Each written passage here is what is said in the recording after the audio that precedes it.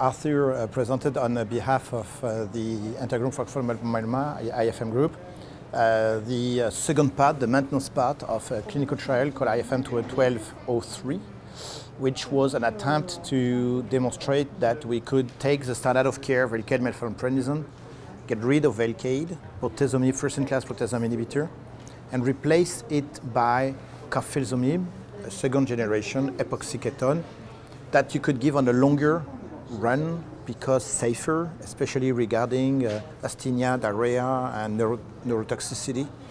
So we have already presented and we have already published the first part of that study, which was a KMP, let's say, induction regimen for non-transplant eligible patients, elderly. And especially that in that study we have recruited patients above 75, so elderly and frail. And we demonstrated that it was feasible. It was a phase 1, so dose escalation, but we demonstrated it was feasible. We demonstrated it was very active. But we know that independently of the activity to get initially, if you can continue the treatment, at least for some months, the patient will ultimately relapse. So we've had added to this regimen the maintenance part, which is what we report here.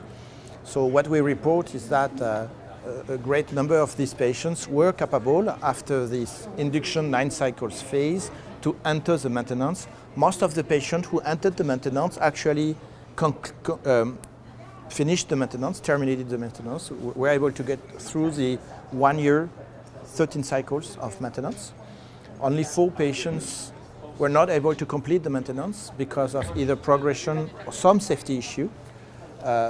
But globally, overall, the feeling is that it's feasible to give carfilzomib for 9-month induction, then 1 year maintenance. It was given at 36 milligrams per meter square for the maintenance, though for the initial part it was at 56 or 70, it was an escalated dose, and 36 for a year long is very manageable for elderly patients, even elderly and frail patients. The patients who are not sick of having to come to hospital because it was a carfilzomib given on a weekly basis, which is convenient to the patients and not too cumbersome and less heavy than twice a week. And so globally, this study demonstrated that we can use carfilzomib in elderly patients up front.